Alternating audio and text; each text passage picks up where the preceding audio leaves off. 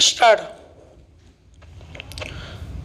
महोदय, पहले विश्व युद्ध के बाद जितने पूंजीवादी देश थे वे करीब करीब खत्म हो करके सिर्फ 4 देश रह गए थे जो नाम गिनाने लायक थे।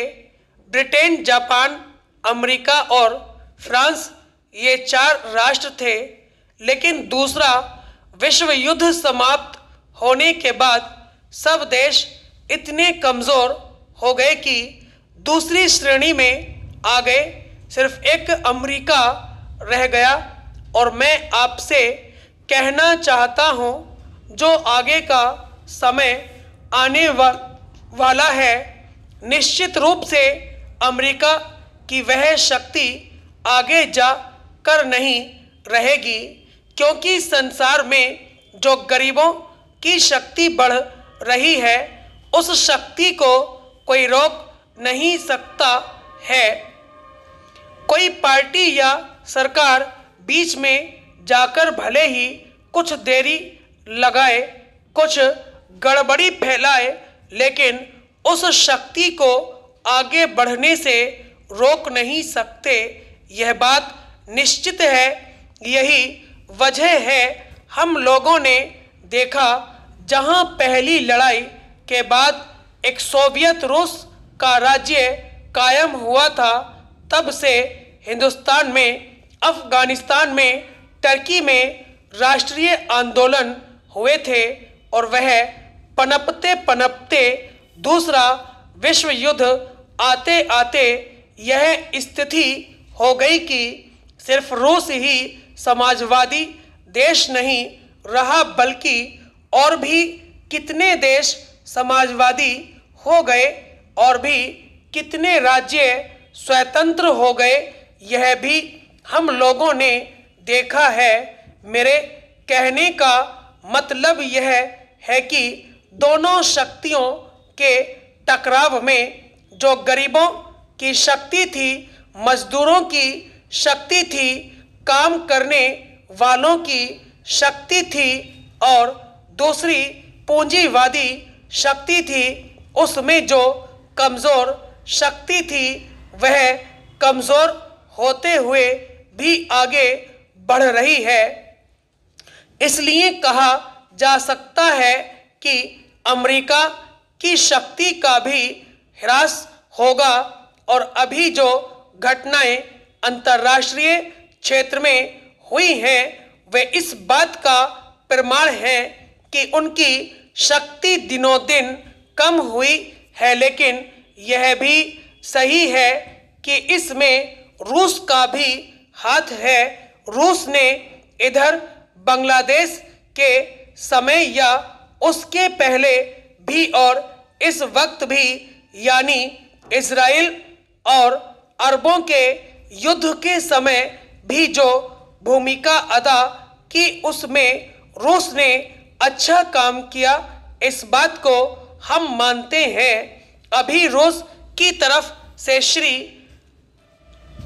ब्रेजनेव आए थे और इस सिलसिले में जो समझौता हुआ है उस समझौते को भी हम अच्छा समझौता समझते हैं और इस माने में अच्छा समझौता है क्योंकि हिंदुस्तान जब आर्थिक दृष्टि से कमज़ोर है तो अपने को मजबूत करने के लिए अगर कोई उपाय करता है तो वह ठीक करता है। लेकिन एक दोष हिंदुस्तान में भी है और वह दोष यह है कि हिंदुस्तान के लोग इतने भावुक हैं कि वे अपनी भावनाओं के बहाव में बह जाते हैं और इतने बह जाते हैं कि जितना उन्हें नहीं बहना चाहिए। चीन के साथ जब संबंध कायम हुए थे तो उस समय भी वे लोग अपनी भावना में बह गए थे और अंत में तिब्बत को खो दिया, जो हिंदुस्तान के लिए पीछे एक सिरदर्द का कारण बन गया है। अभी और इसके पहले भी दोनों सरकारें संगठित थीं।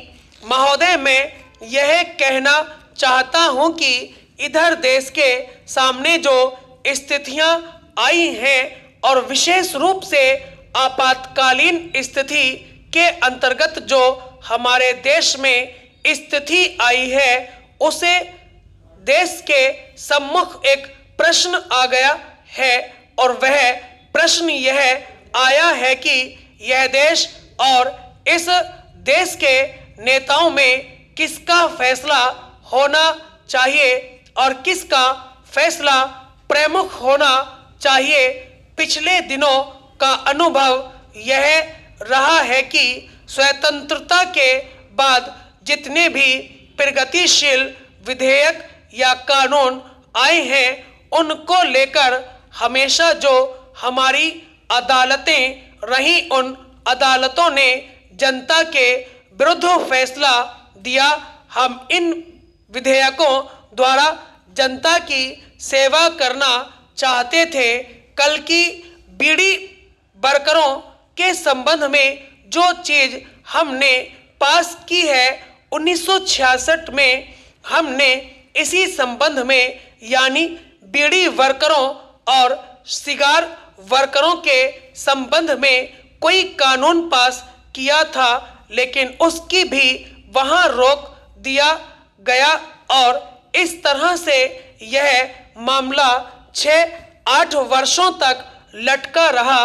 सवाल यह है कि इस समय हम क्या अपने देश में ऐसी स्थिति लाना चाहते हैं कि इस सभा को, जिसको आप संसद कहते हैं, राज्यसभा और लोकसभा, उसको संविधान में संशोधन करने के संबंध में मौलिक अधिकार होने चाहिए, क्योंकि उस समय बदल गया है। समाज का इतिहास बढ़ता है। समाज के इतिहास में कभी आदिम प्रथा आई और उसके बाद पूंजीवाद का युग संसार में आया।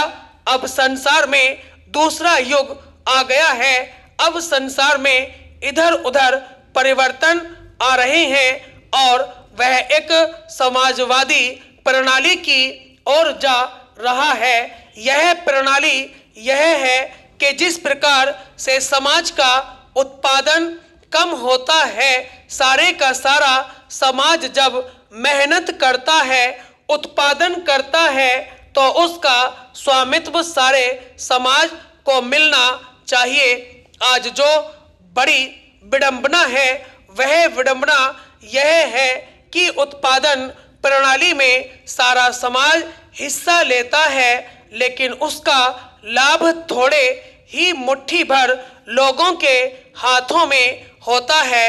यह जो राज्य सभा या लोकसभा है, जो संसदीय प्रणाली है, उसका मूल तत्व यह है कि हम जनता के प्रतिनिधियों को अधिकार दें और अदालतों को अधिकार न रहे। अदालत के जजों को यह अधिकार न रहे कि वह जब चाहे हमारे कानूनों को तब्दील कर दें। जनता के प्रतिनिधि जिस चीज को स्वीकार करते हैं, उसको वे नामंजूर कर देते हैं। इसके संबंध में हमारी जो मांग है, वह यह है कि संविधान में संशोधन करने के संबंध में अक्सर लोकसभा और राज्यसभा में जो बिल आया करते हैं, उनका मूल तत्व यह है कि जनता के प्रतिनिधियों को अधिकार दिया जाए और उनको प्रभुत्व दिया जाए।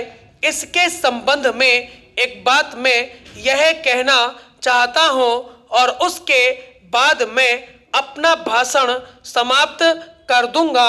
इस संबंध में स्वर्गीय पंडित जवाहरलाल नेहरू ने कहा था कि हम एक नए भारत का निर्माण करें, वह सपना हम देखते हैं। स्टॉप।